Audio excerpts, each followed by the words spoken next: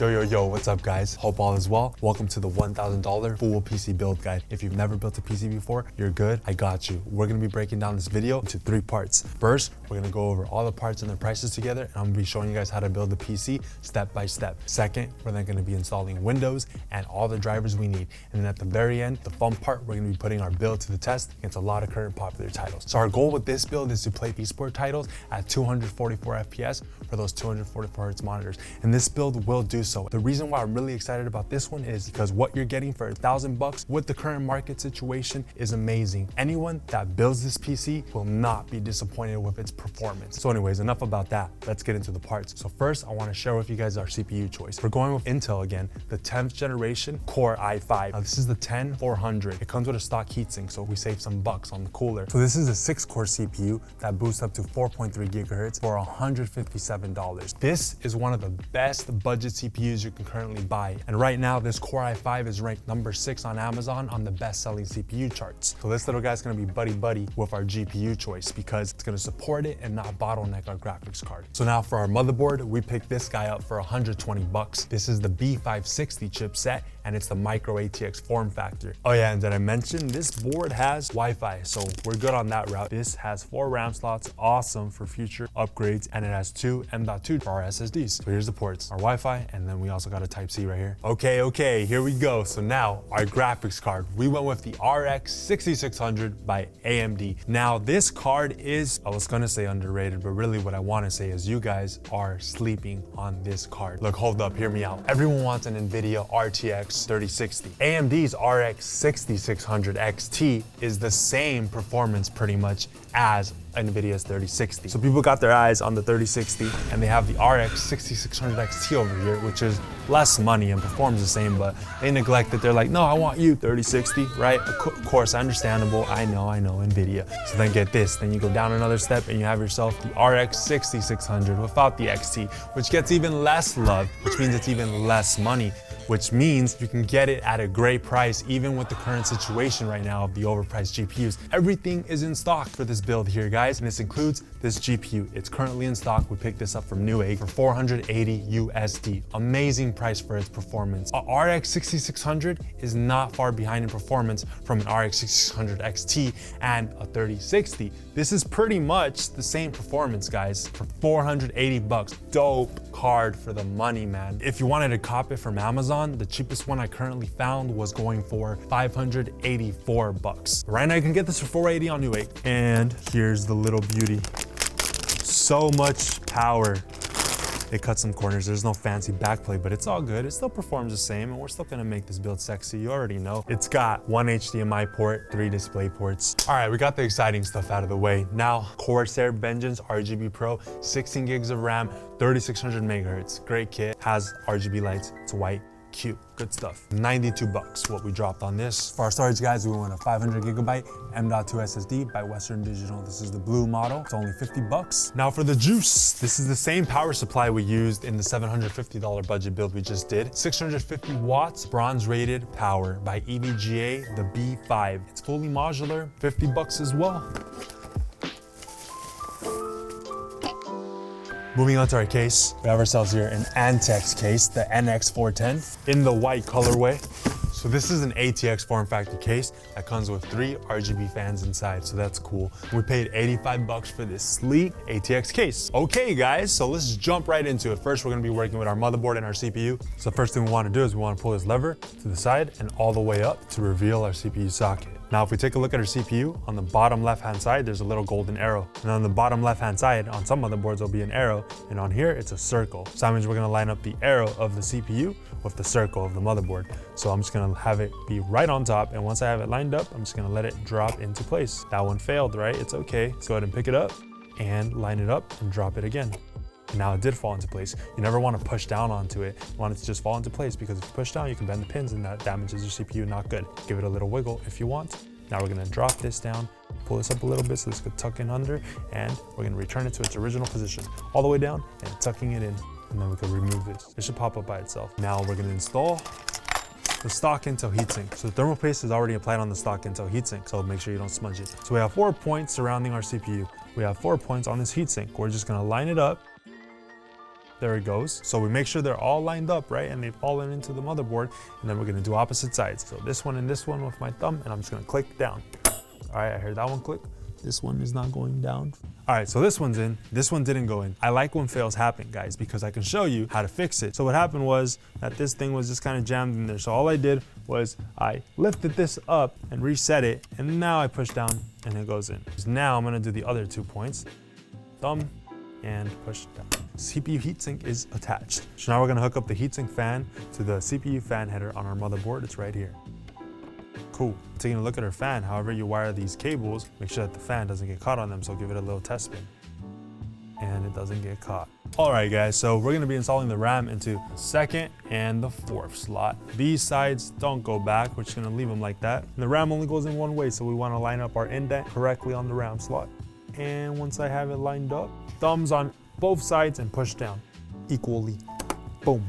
And then this clip will clip back up. Same thing for our 2nd stick. So I'm gonna get it in there and we're gonna push down.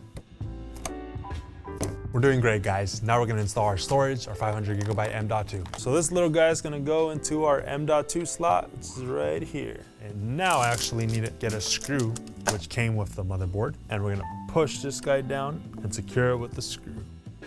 M.2 is installed. Awesome, guys. Now we're gonna be putting our motherboard into our case. First thing we wanna do, guys, is we wanna install the I/O shield that comes included with the motherboard. We wanna make sure we install it correctly. This is the positioning we're gonna want. The little mouse right here, you can't really see it, but you'll see it in person. We want our mouse on the right side. And I line it up, and then I clip it in. And you'll hear it. There, it's in. The accessories are found in the hard drive cage. There's our screws. So now we want to make sure that the inside of our case has motherboard standoffs lined up with the points of our motherboard. So our motherboard has 6 points, 2 on top, 2 in the middle, and then 2 more right here. So now if we look in our case, there's 2 standoffs on top, 2 standoffs in the middle, but then the final 2 standoffs are all the way in the bottom. We need them to be up here. So I'm gonna get 2 more standoffs from the bag, and we're gonna be screwing one into here. So I am gonna be using a tool here. I'll link it in the video's description. So we got this guy in, and now we need to add another one right here. That's in. And we don't need these 2, right? So I'm gonna go ahead and remove them. So now all the motherboard standoffs inside this case are in the Micro-ATX form factor, which is what we have here. So if you had a different form factor motherboard like an ATX, then you would have to arrange the standoffs to match an ATX motherboard. All the standoffs that are not going to be used for your motherboard, you want to make sure you just remove them. So now I'm going to put in our board and I'm going to line up the ports, the I/O shield. Once the ports are lined up, then I'm going to lay the board on the standoffs. Now I'm going to screw in our board on all the points with the screws that come included with the case. Motherboard's good to go now. And this is the screw we use, guys, for your reference. Now we're gonna get our power supply in there. So we're gonna be hooking up 5 cables to our power supply. First one is our big 24-pin power cable, plugs in up here. Next, our CPU power cable, we're gonna plug in the side that doesn't split. Next is our Molex power cable, and that's gonna hook up to periph. Next is our VGA cable for our graphics card. So again, not the side that splits, but the one that's all together. We should have something that looks like this. So now I'm gonna be hooking up white power supply extension cables just for aesthetics. It's gonna look nice. So I'm gonna hook up an extension to our 24-pin power cable and another one to our VGA graphics card cable. So when we put our power supply inside our case, we wanna make sure that the fan is facing down. And we're gonna slide it right in here. Now we secure it with the screws that came with the power supply. You can't keep me far. Now we're gonna start hooking up our cables. So we have 2 sets of cables. We have our power supply cables and we have our case cables. We're gonna start it off with the power supply cable. So first I'm gonna hook up the big 24-pin power cable. We wanna make sure that this clips back here. And it's in all the way. Next is our CPU power cable. Again, we want these 2 clips to clip up here. I'm gonna line it up, make sure I push all the way in. Now we just wanna make sure that we did get it to clip back there, and yes, we did. Let's move to the back of the case. So we have 2 more cables left. This one we're gonna save for later because this powers our graphics card. And this is our Molex power cable, which is gonna power the fans of this case. So let's go ahead and connect that right now. So this is good to go now. Let's move on to our case cables. First cable is HD audio, and that's gonna hook up all the way at the far left, only goes in one way. So text is gonna be facing up. Next is our USB cable, again, only goes in one way. It's gonna hook up right here, and the text is gonna be facing down. Next, we're gonna hook up our JFP1 cables. For our HDD LED cable, let's turn it around and we see an arrow. We're gonna have the arrow on the left-hand side, and this cable is gonna hook up to the first two bottom left pins. So for our power LED cable, we have a positive and a negative. The positive is gonna be on the left-hand side, and we hooked it right on top of the HDD LED cable. Last cable is our power switch. This doesn't have a positive or negative, so it doesn't matter what way you plug it in. We're gonna hook it up at the top, right next to our power LED. Last is our USB 3.0 cable. We wanna make sure that this part right here is lined up on the right-hand side. So let's line it up and then push in. Make sure it's lined up before you push because you don't want to bend the pins. All right guys, time to install our graphics card. Let's go ahead and get this protector off, and we need to make room for it inside our case. So we're gonna be removing the first and the second bracket. Push it in and then wiggle up and down. And then this will just fall off. Done. Next we gotta undo this, pull it back. So we're gonna pull back the lever on the PCI slot. So our RX 6600 is lined up. Now we're just gonna push in. And then the clip will come back up. Now we're gonna secure it with 2 screws that came with the case. Then we're gonna power it on with an 8-pin powering cable. And there we go. All our main stuff is hooked up now. I'm gonna be installing RGB LED strips now. It looks so sick, guys. That looks clean. Yo, I can't wait to get it on and make the lights blue. It's gonna look awesome. Okay, cool. We're done. Now I'm just gonna put on our panels and do some quick cable management. All I'm keeping track of is the weather, and there's no wind, no sun, nothing. 80 days and I'm not feeling better. Okay, so flip on the power supply. Sweet relief. Everything's running good. All lights are on, all fans are spinning. Really pleased how this build came out. Hold on, there we go. Now we can fully appreciate it. All right guys, so if you haven't turned on bell notifications for the channel, be sure to do so you can be alerted when we drop future builds. And here we go, time to get everything installed, and then we're gonna start fragging it up.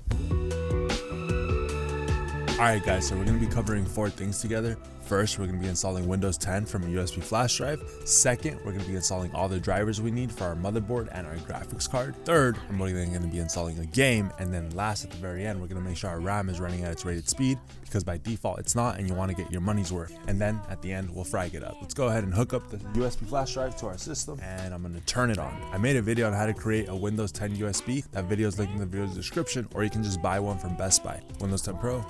When we get here, I'm gonna select custom. If we had more than 1 SSD hooked up to our system, they would pop up here. We only have 1, so we know what we're picking. Once it's done copying all the files from our flash drive to our SSD, the system's gonna restart. Once we get here, we know Windows has been fully copied over, so we can disconnect the flash drive. So we boot it up to our desktop for the first time, and we're gonna wanna click yes on this. So what this is doing right now, it's installing our LAN driver. So see, now we have internet access. And it's also gonna go ahead and automatically install our ASUS program that allows us to control the lighting within our case. So we're at our motherboard's website. This is where we're gonna be downloading the drivers. I'm gonna download the LAN driver. Wireless for chipset, I'm gonna download nothing. The audio one, Bluetooth, nothing for these. And Armory Crate was already installed in the very beginning. That was the ASUS program that controls lighting. So our drivers went to the download folder, but here they are on our desktop. I'm gonna extract all of them so we can access them. Now let's install these drivers one by one. First, the audio. All right, cool. All our drivers are installed for our motherboard. Now we need to download our graphics card driver. So all the websites we're visiting will be linked in the video's description, and we're gonna download Windows 10. And I'm gonna do 21.10.2 recommended. All right, so here's the driver we just downloaded. I'm using my phone right now, guys, because there's a protection on the AMD driver that doesn't allow my capture card to record right now. Here's our card name, RX 6600, and the version we're gonna install. And our graphics card drivers are installed, and this is a program that lets you record your gameplay as well. You can also stream from it. Okay, guys, so where were we? Next is the installation of a game. Let's go ahead and install Steam. This is one of the many clients on PC. We're in my Steam games library. We're gonna install Siege. All right, now we just need to wait for our game to finish downloading. But now we need to make sure our RAM is running at its rated speed. So we're gonna restart our system. When it's booting up again, we're gonna keep clicking delete on our keyboard. All right, this is where we wanna be. So we're gonna go to advanced mode and go to AI tweaker. As you can see, guys, our RAM right now is only running at 2133 megahertz. It's not good because our kit's rated for 3600 megahertz. Let's go ahead and go to AI overclock tuner and change auto to XMP1. As you can see, it's now going to be running our RAM at 3600 megahertz. So we're going to go to exit, save changes and reset. Okay. All right. And if we want to confirm, we're just going to go to our task manager and go to performance, and underneath memory, here we go. Our RAM is running at 3600 megahertz. All right, guys, now we're done with everything. Congratulations if you're following along. Let's frag it up. For Call of Duty Warzone, we're going to be running the game with a 120 FOV. Here are the rest of the settings. All right, guys, we got this. I already saw him. He's here somewhere. There you go, there you go. He got it.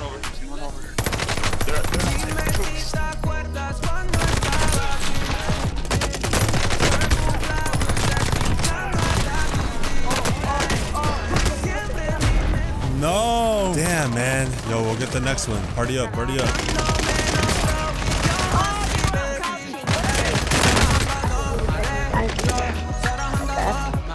They're on top of us. Grab the shield. I tried to kill him. I sacrificed. Oh, if you sacrifice, I sacrifice. Yeah, let's go! Teamwork!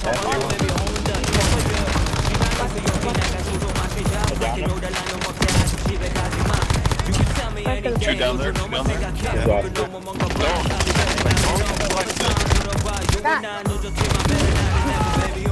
Nice! Good job, guys. So we're going to be playing some Halo Infinite now. We're running the game at 90 FOV, 1080p resolution, but we are turning this all the way down to 70 for more FPS, and the quality preset was set to medium.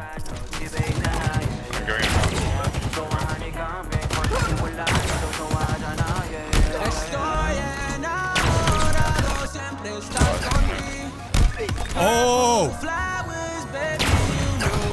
And that's the end of me.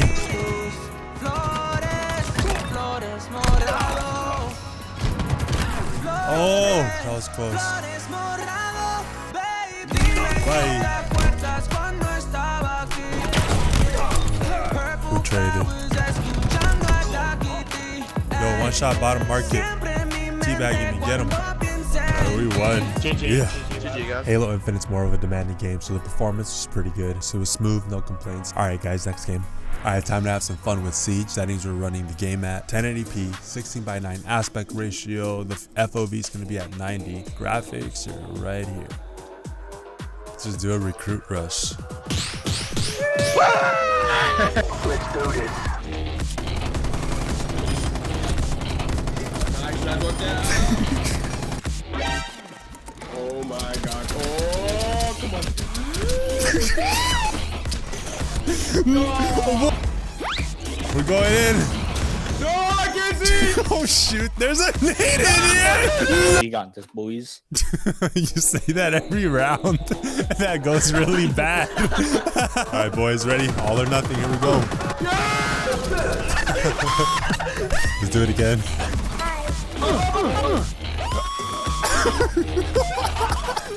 We just gotta go for it, man. Who wants to go first? Hell no. Go! No! Hubert! We need to locate a bomb. Yeah, Hubert!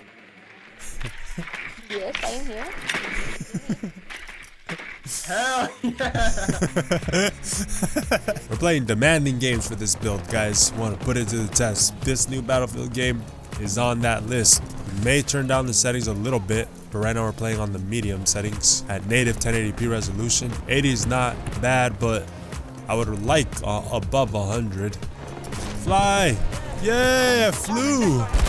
Oh, our first kill! He's down, he's down. Okay, we got one. There's gonna be more here. No! Oh, that was a machine. So there's robotic dogs in this game that shoot bullets at you. Alright guys, now I'm gonna show you the performance on low settings. Okay, so low settings then does get us above 100 at times. As far as the difference between low and medium settings, it's like not even that much. Got him. Oh my god, there's 3 of them. Let's snipe again, guys. So much fun. Got him. He's trying to revive him. Oh, we hit him. Got him once. There you go, he's dead. Ooh, we won by a little bit, guys. No, that 8 more troops.